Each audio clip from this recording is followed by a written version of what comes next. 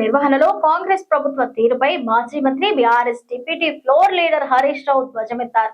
భారీ నీటిపారుదల మోటార్లను ఇష్టానుసారంగా ఆన్ ఆఫ్ చేయడంపై తీవ్ర ఆందోళన వ్యక్తం చేశారు. ఈ మేరకు రాష్ట్ర నీటిపారుదల శాఖ మంత్రి ఉత్తమ్ కుమార్ రెడ్డికి బహిరంగ లేఖ రాశారు. ప్రాజెక్టుల్లోని భారీ మోటార్లను నిబంధనలకు విరుద్ధంగా పదే పదే ఆన్ చేస్తూ ఆఫ్ చేస్తూ అశాస్త్రీయంగా వ్యవహరిస్తున్నారంటూ మండిపడ్డారు. ఇలా చేస్తే వైబ్రేషన్ వచ్చి పంపులు, ఇంఫ్లర్లు, మోటార్స్ పాడయ్యే ప్రమాదం ఉందంటూ హెచ్చరించారు.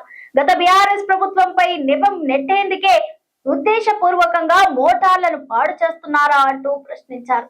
ఇది ప్రభుత్వ పాలన పరమైన నిర్లక్ష్యమా లేక కావాలని చేస్తున్న కుట్రనా అంటూ నిలదీశారు హరీష్ రావు. కాళేశ్వరం, దేవదూల ప్రాజెక్టుల నిర్వహణలో కాంగ్రెస్ ప్రభుత్వ తీరుపై మాజీ మంత్రి BRS deputy floor leader Harish Rao ధ్వజమెత్తారు. భారీ నీటి పారుదల మోటార్లను ఇష్టానుసారంగా ఆన్ ఆఫ్ చేయడంపై తీవ్ర ఆందోళన వ్యక్తం చేశారు. ఈ మేరకు రాష్ట్ర నీటిపారుదల శాఖ మంత్రి ఉత్తమ్ కుమార్ రెడ్డికి బహిరంగ లేఖ రాశారు. ప్రాజెక్టుల్లోని భారీ మోటార్లను నిబంధనలకు విరుద్ధంగా పదే పదే ఆన్ ఆఫ్ చేస్తూ అశాస్త్రీయంగా వ్యవహరిస్తున్నారంటూ మండిపడ్డారు. ఇలా చేస్తే వైబ్రేషన్స్ వచ్చి పంపులు, ఇంఫర్స్, మోటార్లు పాడయ్యే ప్రమాదం ఉందని హెచ్చరించారు. గత బీఆర్ఎస్ ప్రభుత్వంపై నెపం నెట్టేందుకే ఉద్దేశపూర్వకంగా మోటార్లను పాడు చేస్తున్నారా అంటూ ప్రశ్నించారు. ఇది ప్రభుత్వ పాలన పరమైన నిర్లక్ష్యమా లేక కావాలని చేస్తున్న కుట్రనా అంటూ నిలదీశారు. భారీ మోటార్లు నిరంతరాయంగా నడిచేలా డిజైన్ చేసినవి పదే పదే ఆపితే తీవ్ర నష్టం తప్పదంటూ హరీష్ రావు హెచ్చరించారు. వేల కోట్ల ప్రజాధనంతో నిర్మించిన ప్రాజెక్టులను ఇలా నిర్లక్ష్యంగా వాడటం శోచనీయమంటూ మండిపడ్డారు. చంద్రాపూర్ సహా ప్యాకేజీ 6, 8, 10, 11, 12లలో మోటార్ల ఆపరేషన్ తీరు తీవ్ర అభ్యంతరకరమని తెలిపారు. తక్షణమే మోటార్లను పదే పదే ఆన్ ఆఫ్ చేసే అశాస్త్రీయ విధానాన్ని ప్రభుత్వం మానుకోవాలంటూ సూచించారు. ఇంజనీరింగ్ నిబంధనల ప్రకారం డిజైన్ కు అనుగుణంగా నిరంతరాయంగా పంపులు నడిపించాలంటూ తెలిపారు. మీ రాజకీయాల కోసం తెలంగాణ రైతుల జీవనాడి అయిన ప్రాజెక్టులతో చెలగాటమాడొద్దంటూ హెచ్చరించారు. కాంగ్రెస్ సర్కార్ ప్రజాపాలనలో అప్రజాస్వామిక విధానాలు కొనసాగుతున్నాయి. నిన్న పరిగి రైతుల పరామర్శకు వెళ్లి బీఆర్ఎస్ మంత్రులు, ఎమ్మెల్యేలను అక్రమ అరెస్టు చేసిన సర్కార్ ఇవాళ వనపర్తిలో హరీష్ రావు బహిరంగ సభకు అనుమతులను రద్దు చేసింది. వనపర్తి నియోజకవర్గం రేపల్లి మండలంలో గొల్లపల్లి రిజర్వాయర్ నిర్మాణానికి వ్యతిరేకంగా గత 100 రోజులుగా రైతులు దీక్షలు చేస్తున్నారు. వారికి మద్దతుగా ఈ నెల 9వ తేదీన హరీష్ రావు బహిరంగ సభను ఏర్పాటు చేయాలని నిర్ణయించారు. కాంగ్రెస్ సర్కార్ ప్రజాపాలనలో అప్రజాస్వామిక విధానాలు కొనసాగుతున్నాయి. నిన్న పరిగి రైతుల పరామర్శకు వెళ్లి బీఆర్ఎస్ మంత్రులు, ఎమ్మెల్యేలను అక్రమ అరెస్టు చేసిన సర్కార్ ఇవాళ వనపర్తిలో హరీష్ రావు బహిరంగ సభకు అనుమతులు రద్దు చేసింది. వనపర్తి నియోజకవర్గం రేవల్లి మండలంలో గొల్లపల్లి రిజర్వాయర్ నిర్మాణానికి వ్యతిరేకంగా గత 100 రోజులుగా రైతులు దీక్షలు చేస్తున్నారు. వారికి మద్దతుగా ఈ నెల 9వ తేదీన హరీష్ రావు బహిరంగ సభను ఏర్పాటు చేయాలంటూ నిర్ణయించారు. ఈ మేరకు సమావేశానికి అనుమతి ఇవ్వాలని పోలీసులను కోరారు. ప్రభుత్వం నుంచి అనుమతి రావడంతో రైతులు బీఆర్ఎస్ శ్రేణులు సభ కోసం అన్ని ఏర్పాట్లు చేసుకున్నారు. కానీ అకస్మాత్తుగా గతంలో ఇచ్చిన అనుమతులను ప్రభుత్వం రద్దు చేసింది. హరీష్ రావు సభకు అనుమతులు రద్దు చేయడంపై మాజీ మంత్రి సింగిరెడ్డి నిరంజన్ రెడ్డి ఆగ్రహం వ్యక్తం చేశారు. హైకోర్టుకు వెళ్లి సభకు అనుమతులు తెచ్చుకుంటామంటూ తెలిపారు. ప్రజలు రైతాంగం తరఫున ప్రశ్నిస్తున్న ప్రతిపక్షం గొంతు నొక్కేందుకు ఈ ప్రభుత్వం ప్రయత్నిస్తోందంటూ మండిపడ్డారు. బీఆర్ఎస్ పార్టీకి ఉద్యమాలు కొత్త కాదని తెలిపారు. తాము కేసులు, బెదిరింపులకు భయపడితే ఈ తెలంగాణ వచ్చేది కాదంటూ స్పష్టం చేశారు. ఎండాకాలం వచ్చేస్తుంది. పిల్లలకు సెలవులు కావడంతో ఊర్లకు వెళ్లే వారి సంఖ్య ఒక్కసారిగా పెరిగింది. ఈ నేపథ్యంలో రైళ్లలో రద్దీని దృష్టిలో ఉంచుకుని దక్షిణ మధ్య రైల్వే ప్రయాణికులకు తీపి కబురు అందించింది. ప్రయాణికుల ఇబ్బందులను తొలగించేందుకు ఏకంగా 44 సమ్మర్ స్పెషల్ రైళ్లను పొడిగిస్తున్నట్లు ప్రకటించింది. ప్రస్తుతం వేసవి సెలవుల కారణంగా రైళ్లన్నీ కిక్కిరిసిపోతున్నాయి. వెయిటింగ్ లిస్ట్ చాంతాడంత ఉండటంతో సొంత ఊళ్లకు వెళ్లాలనుకునే సామాన్య ప్రయాణికులు తీవ్ర ఇబ్బందులు పడుతున్నారు. ఈ రద్దీని తగ్గించేందుకు రైల్వే శాఖ ఇప్పటికే పలు ప్రత్యేక రైళ్లను నడుపుతుండగా తాజాగా మరిన్ని అదనపు సర్వీసులను అందుబాటులోకి తెచ్చింది. ఎండాకాలం వచ్చేసింది. పిల్లలకు సెలవులు కావడంతో ఊళ్లకు వెళ్లే వారి సంఖ్య ఒక్కసారిగా పెరిగింది. ఈ నేపథ్యంలో రైళ్ల రద్దీని దృష్టిలో ఉంచుకుని దక్షిణ మధ్య రైల్వే ప్రయాణికులకు తీపి కబురు అందించింది. ప్రయాణికుల ఇబ్బందులను తొలగించేందుకు ఏకంగా 44 సమ్మర్ స్పెషల్ రైళ్లను పొడిగిస్తున్నట్లు ప్రకటించింది. ప్రస్తుతం వేసవి సెలవుల కారణంగా రైళ్లన్నీ కిక్కిరిసిపోతున్నాయి. వెయిటింగ్ లిస్ట్ చాంతాడంతా ఉండటంతో సొంతూళ్లకు వెళ్లాలనుకునే సామాన్య ప్రయాణికులు తీవ్ర ఇబ్బందులు పడుతున్నారు. ఈ రద్దీని తగ్గించేందుకు రైల్వే శాఖ ఇప్పటికే పలు ప్రత్యేక రైళ్లను నడుపుతుండగా తాజాగా మరిన్ని అదనపు సర్వీసులను అందుబాటులోకి తెచ్చింది. ఏప్రిల్ 10 నుంచి 17 వరకు అదనపు సర్వీసులు ఏర్పాటు చేశామని తాజాగా విడుదల చేసిన జాబితాతో తెలిపింది. ఈ ప్రత్యేక రైళ్లు ఏప్రిల్ 10వ తేదీ నుంచి ఏప్రిల్ 17వ తేదీ వరకు అందుబాటులో ఉండనున్నాయి. ముఖ్యంగా సికింద్రాబాద్, కాచిగూడతో పాటు కొత్తగా అందుబాటులోకి వచ్చిన చర్లపల్లి టెర్మినల్ మీదుగా ఈ రైళ్లు రాకపోకలు సాగిస్తాయి. వేసవిలో తిరుమల శ్రీవారిని దర్శించుకునే భక్తుల రద్దీ అధికంగా ఉంటుంది. దీన్ని దృష్టిలో ఉంచుకొని అత్యధిక రైళ్లను తిరుపతి మార్గంలో కేటాయించారు. అకోలా, చర్లపల్లి, నాందేడ్, నరసాపూర్, పండరీపూర్ వంటి ప్రాంతాల నుంచి తిరుపతికి స్పెషల్ సర్వీసులు నడవనున్నాయి. తెలుగు రాష్ట్రాల నుంచి కాకుండా మైసూర్, భువనేశ్వర్, న్యూ బెళగావి, జల్నా వంటి సుదూర ప్రాంతాల వెళ్లే ప్రయాణికులకు కూడా ఈ పొడిగింపు ఊరటనివ్వనుంది. కాకినాడ టౌన్, లింగంపల్లి మధ్య ప్రయాణించే వారి కోసం ప్రత్యేకంగా 3 ట్రిప్పుల చొప్పున అదనపు అవకాశం కల్పించారు.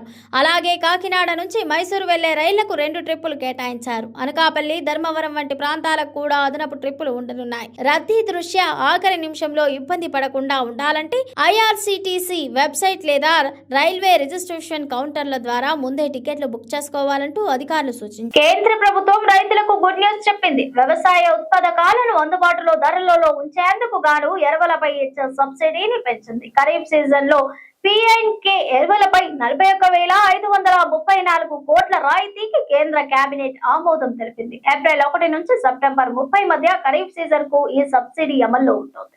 డై అమోనియం ఫాస్ఫేట్ ధరలు అంతర్జాతీయంగా పెరిగిన రైతులపై భారం పడకుండా ఉండేందుకు ధరలలో మార్పులు చేయలేదని వెల్లడించింది. దీంతో 50 కిలోల బ్యాగ్ ధర 1,350గా కొనసాగనుంది.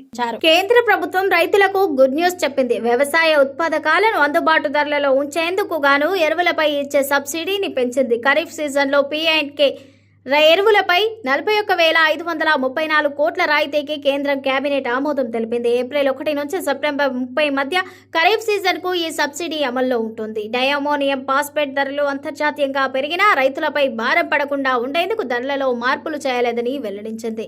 దీంతో 50 కిలోల బ్యాగ్ ధర 1,350గా కొనసాగుతుంది. ఎరువులు, ముడి సరుకుల ధరల పోకడాలకు అనుగుణంగా కేంద్రం సర్దుబాట్లు చేసింది. తాత్కాలిక సబ్సిడీ కేటాయింపును 41,533.81 కోట్లుగా నిర్ధారించింది. ఇది ఖరీఫ్ 2025 సీజన్ కు కేటాయించిన 37,216.15 కోట్ల కంటే సుమారు 4,317 కోట్ల అధికం. రైతులకు రాయితీతో కూడిన అందుబాటు ధరలలో ఎరువులు లభించేలా చూడటమే ఈ నిర్ణయం ముఖ్యం లక్ష్యం. యూరియా, DAP, MOP, సల్ఫర్ వంటి కీలక ముడిసరుకుల అంతర్జాతీయ ధరలోని ఇటీవల మార్పులను పరిగణలోకి తీసుకొని పీఎన్కే ఎరువులపై రాయితీ రేట్లను హేతుబద్ధీకరించడం కూడా దీని ఉద్దేశం. ఎన్బిఎస్ విధానం కింద ఆమోదించబడిన పోషక మోతాదుల ఆధారంగా ఎరువుల కంపెనీలకు సబ్సిడీని అందిస్తారు. దీనివల్ల DAP, NPKS గ్రేడ్లతో సహా పీఎన్కే ఎరువులను నియంత్రిత ధరలకు సజావుగా సరఫరా చేయడానికి వీలవుతోంది. ప్రభుత్వం ప్రస్తుతం తయారీదారులు, దిగుమతిదారుల ద్వారా 28 గ్రేడ్ల ఎరువులను రాయితీపై అందిస్తోంది. ఖరీఫ్ సీజన్లో వ్యవసాయ ఉత్పత్తికి మద్దతుగా ఎరువుల అందుబాటు ధరలను కొనసాగించడం, వాటి లభ్యతను నిర్ధారించడం పట్ల కేంద్రం తన నిబద్ధతను పునరుద్ఘాటించింది. మాజీ మంత్రి హరీష్ రావుకి హైకోర్టులో ఊరట లభించింది. వనపర్తి జిల్లాలో హరీష్ రావు బహిరంగ సభకు హైకోర్టు గ్రీన్ సిగ్నల్ ఇచ్చింది.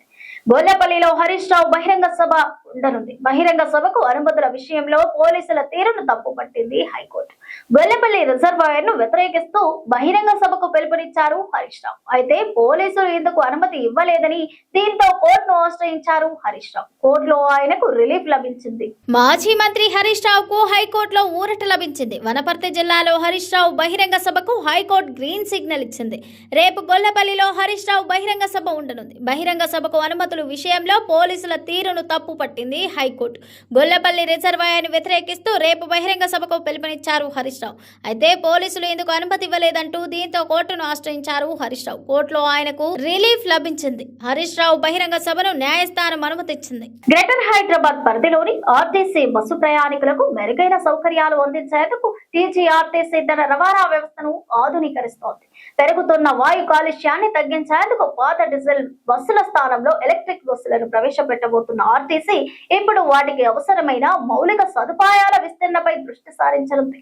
నగరంలోని అన్ని ప్రధాన డిపోల్లో ఈవీ ఛార్జింగ్ స్టేషన్లు అందుబాటులోకి వచ్చేలా ఆర్టీసీ యంత్రాంగం యుద్ధ ప్రతిపాదికన చర్యలు చేపడుతోంది. ఇప్పటికే కంటోన్మెంట్, మియాపూర్, రాణిగంజ్, హయత్ నగర్, హెచ్సియు వంటి కీలక డిపోల్లో ఈ సౌకర్యం అందుబాటులో ఉండగా వచ్చే నెలలో కుకట్పల్లి స్టేషన్ కూడా ప్రారంభించనున్నారు. గ్రేటర్ హైదరాబాద్ పరిధిలో ఆర్టీసీ బస్సు ప్రయాణికులకు మెరుగైన సౌకర్యాలు అందించేందుకు టీజీఆర్టీసీ తన రవాణా వ్యవస్థను ఆధునీకరిస్తోంది. పెరుగుతున్న వాయు కాలుష్యాన్ని తగ్గించేందుకు పాత డీజిల్ బస్సుల స్థానంలో ఎలక్ట్రిక్ బస్సులను ప్రవేశపెడుతున్న ఆర్టీసీ ఇప్పుడు వాటికి అవసరమైన మౌలిక సదుపాయాల విస్తరణపై దృష్టి సారించింది. నగరంలోని అన్ని ప్రధాన డిపోల్లో ఈవీ ఛార్జింగ్ స్టేషన్లు అందుబాటులోకి వచ్చేలా ఆర్టీసీ యంత్రాంగం యుద్ధ ప్రతిపాదికన చర్యలు చేపడుతోంది. ఇప్పటికే కంటోన్మెంట్, మియాపూర్, రాణిగంజ్, హయత్ నగర్, హెచ్సియు వంటి కీలక డిపోల్లో ఈ సౌకర్యం అందుబాటులో ఉండగా వచ్చే నెలలో కుకట్పల్లి స్టేషన్ కు కూడా ప్రారంభించనున్నారు. నగర వ్యాప్తంగా మరో 13 కొత్త ప్రాంతాల్లో ఈవీ ఛార్జింగ్ కేంద్రాలను ఏర్పాటు చేసేందుకు ప్రణాళికలు సిద్ధమయ్యాయి. నగర్, బర్కత్పుర, మొయిదీపట్నం, ఇబ్రహీంపట్నం, మేడ్చల్, ఉప్పల్, చెంగిచెర్ల, జీడిమెట్ల, కాచిగూడ, మిథాని, బండ్లగూడ, ముషిరాబాద్, జవహర్ నగర్ డిపోలను ఇందుకోసం ఎంపిక చేశారు. ఏడాది కాలంలోనే ఈ స్టేషన్లన్నింటినీ ప్రయాణికులకు అందుబాటులోకి తీసుకురావాలని అధికారులు గడువు విధించుకున్నారు. ఈ ఛార్జింగ్ స్టేషన్లు అందుబాటులోకి వస్తే నగరంలోని వివిధ రూట్లలో ఎలక్ట్రిక్ బస్సుల రాకపోకలు మరింత సులభతరం కానున్నాయి.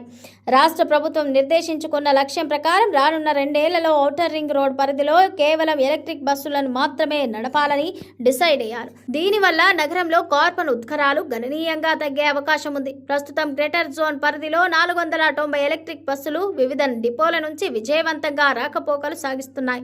విడతల వారీగా కొత్త బస్సులు రోడ్డుపైకి రానున్నాయి. అందుకు అనుగుణంగా ఛార్జింగ్ పాయింట్ల సంఖ్యను కూడా పెంచుతున్నట్లు ఆర్టీసీ అధికారులు వెల్లడించారు.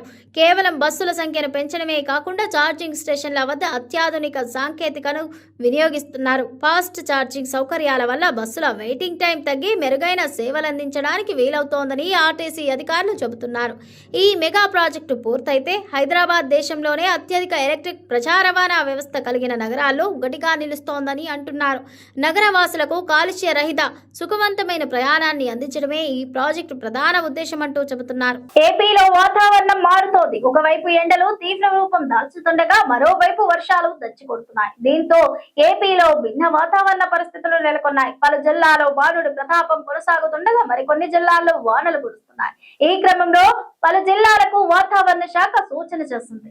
నేడు తూర్పు గోదావరి, కాకినాడ, అంబేద్కర్, కోనసీమ జిల్లాలకు రెయిన్ అలర్ట్ జారీ చేసింది. ఈ జిల్లాలో తేలికపాటి నుంచి మోస్తారు వర్షాలు పడే అవకాశం ఉందని, అలాగే పిడుగులు కూడా పడతాయంటూ హెచ్చరించింది.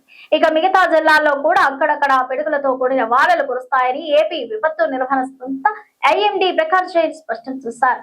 ఏపీలో వాతావరణం మారుతోంది. ఒకవైపు ఎండలు తీవ్ర రూపం దాల్చుతుండగా మరోవైపు వర్షాలు దంచికొడుతున్నాయి.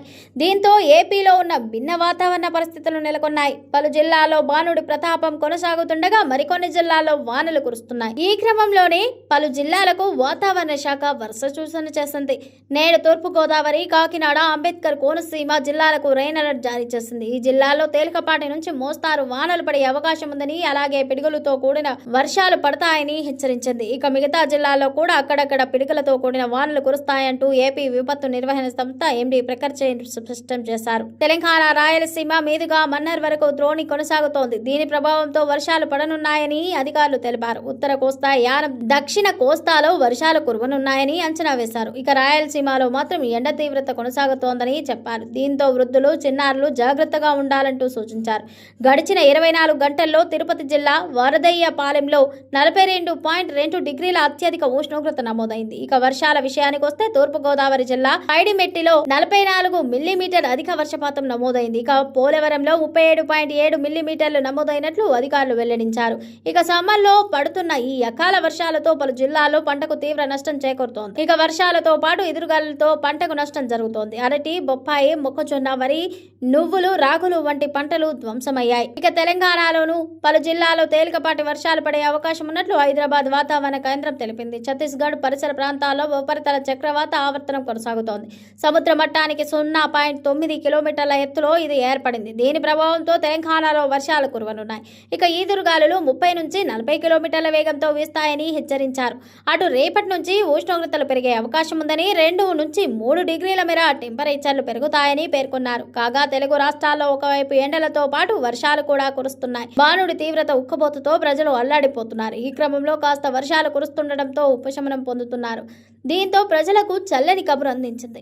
అయితే రానున్న 2 రోజుల్లో ఎండ ప్రభావం మరింత పెరిగే అవకాశాలున్నాయంటూ అంటున్నారు. ఇది ఇవాల్టి బులెటిన్. మరో బులెటిన్ తో మళ్ళీ కలుద్దాం. Stay tune TS24 news.